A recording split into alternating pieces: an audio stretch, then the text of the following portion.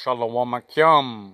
I want to give all praise, honor, and glory unto Yahweh, Bahasham, Yahweh Shai, Bahasham, Rakakwadash.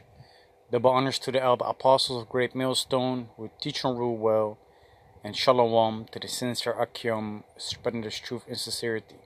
Shalom. So in this video, I want to go into Daniel chapter 9, and I actually want to, speak on verse 27. Where it says, and he shall confirm the covenant with many for 1 week. And, I basically want to talk about this account and the situation that it's actually referring to. But in order to do so, I need to start up a little bit above in verse 26. It says, and after 62 weeks shall Messiah be cut off, but not for himself.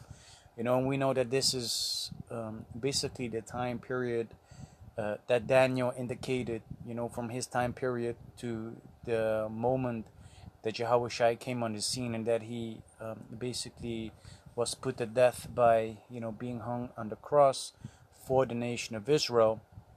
And it says, and the people of the prince that shall come shall destroy the city and the sanctuary, and the end thereof shall be with a flood, and unto the end of the war desolations are determined. And the people of the prince that shall come, that's referring basically to Titus and Vespasian, and their Roman army, man. And to be more specific, it is referring to the time of 70 AD, which is also being referred to as the siege of Jerusalem. And I also spoke about it yesterday in the camp teaching, and it was it's actually quite interesting to also bring this out on my own channel in a separate video. But yeah, this is referring to the siege of Jerusalem, which happened 70 AD. But there was a basically a time that went before, and there's a time period that basically went after 70 AD. So it says in verse 27, and he shall confirm the covenant with many for 1 week. And this 1 week is actually referring to 7 years, because we know that in Genesis chapter 29, Laban said that basically Jacob fulfilled the week. Or, let me grab it.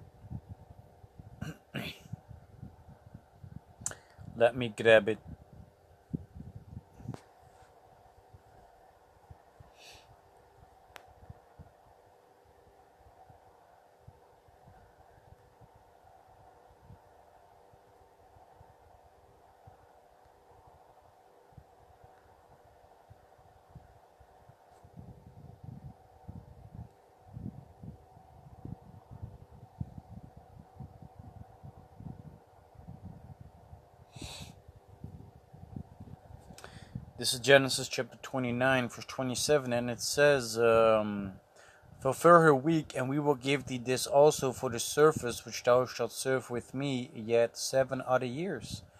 So this week that it's referring to is actually referring to 7 years, and this is the time period that Jacob initially was working, to receive Rachel, but he got deceived by Laban. He received Leah during the basically honeymoon night. And then Laban said, yeah, if you work another week, you're going to get Rachel. And that week was actually referring to 7 years. So going back to Daniel chapter 9, verse 27, it says, and he shall confirm the covenant with many for 1 week. That's referring to 7 years. And that's actually referring to 66, 67 AD up until 74 AD, which 74 AD is the time period of the basically the battle of Masada, the siege of Masada, which that was the last stronghold that basically belonged to our people during that time period. And after that, it was basically taken down,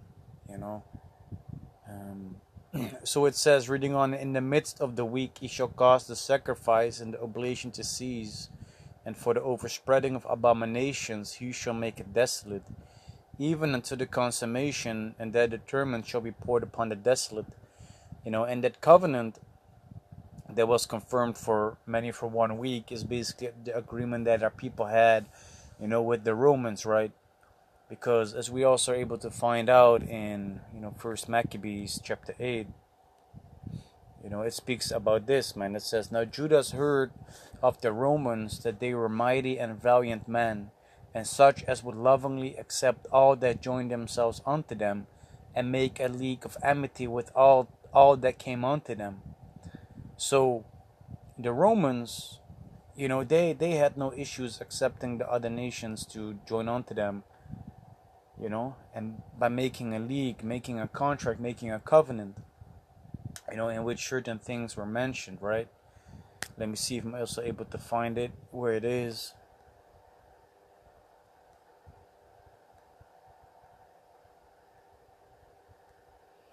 So this is First Maccabees chapter 8.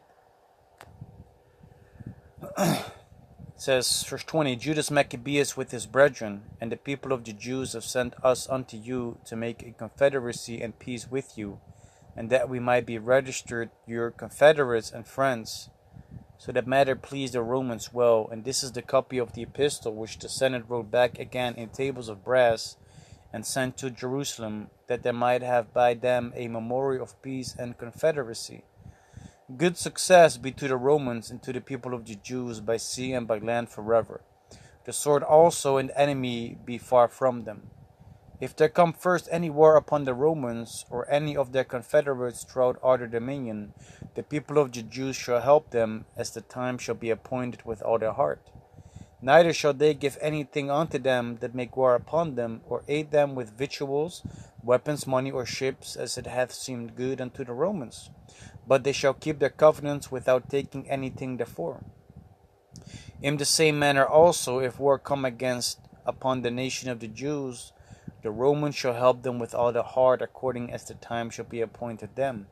Neither shall victuals be given to them that take part against them, or weapons, or money, or ships, as it hath seemed good to the Romans, but they shall keep their covenants, and that without deceit. According to these articles did the Romans make a covenant with the people of the Jews.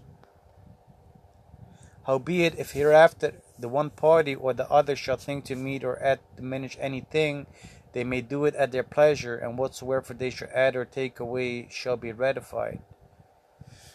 So basically, that was the covenant that was being made during the time of Judas Maccabeus, man.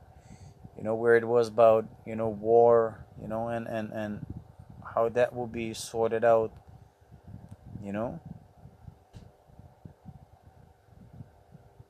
But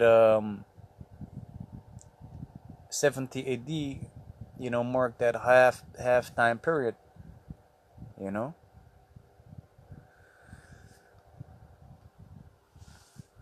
That's why it says, "And in the midst of the week he shall cause the sacrifice and the oblation to cease." That's the halfway mark, right? 70 AD. The siege of Jerusalem. And how that happened was because there was a lot of commotion going on, man. A lot of commotions going on to the point that the Romans, got sick and tired of our people, man. And that's also one of the reasons why Caiaphas, in John chapter 11, verse 49, said the following. It says, "And one of them named Caiaphas, being the high priest that same year, said unto them, Ye know nothing at all, nor consider that it is expedient for us that one man should die for the people, and that the whole nation perish not." Because the appearance of Yahushua during that time also caused a lot of commotion, to the point that Caiaphas in the Sanhedrin, was like, man, if this goes on, we're going to be at war with the Romans. So even though he prophesied correctly, he was like, man, it's better that Yahushua, that this man should die, than that we are as a whole nation are going to be affected by what this man is causing to happen. But eventually it still happened, man. The whole nation perished, man, to the degree that, the nation of Israel, was basically destructured. The structure that we, quote unquote, obtained again through the Levitical priesthood after the Maccabees, the Sanhedrin, etc. That was basically destroyed again, man. By the will of the Heavenly Father. To the point that we now in these latter days, we're waiting, to be put back into the right order and into the right way of how things ought to be, man. But we still have our spiritual leaders, starting off with the elder apostle Jesus on down.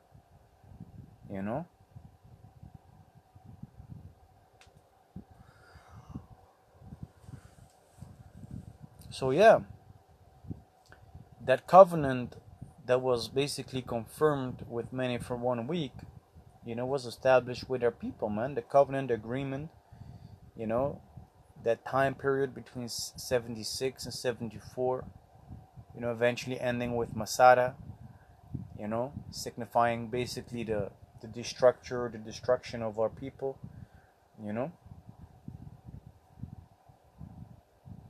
So yeah, a little bit of history, a little bit of, breaking it down for the people to be, informed about what this means, because what they actually do in the Christian churches is they're going to say, like, this is referring to the Antichrist. This has not yet happened. Well, this has happened. This has happened in the past, man. In the Lord Yahushua, he actually prophesied about it as well, man. In Luke chapter 21, verse 20 and down, he says, and when ye shall see Jerusalem compassed with armies, then know that the desolation thereof is nigh. And he was referring to when you see the Roman armies, know that, Jerusalem is going to be destroyed. Then let them which are in Judea flee to the mountains, and let them which are in the midst of it depart out, and let not them that are in the countries enter therein too.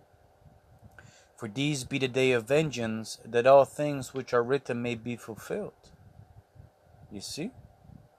We had to flee into Africa, man. Because the day of vengeance, were to be fulfilled, man. Esau's moment of vengeance, was taking place, man. So yeah, that's basically it, man. The 1 week is referring to 7 years, the time period between 67 and 74 AD. 70 AD marked the halfway period, and that Roman army was led by Titus and Vespasian, man. So yeah, with that, I do hope and pray that this video was edifying. And with that, I want to give all praise, honor, and glory unto Yahweh, Bahasham, Yahweh Shai, Bahasham Rakakodash. Double honors to the elder apostles of Great Millstone, who teach and rule well. And Shalom to the sincere Akim, spreading this truth and sincerity. Shalom.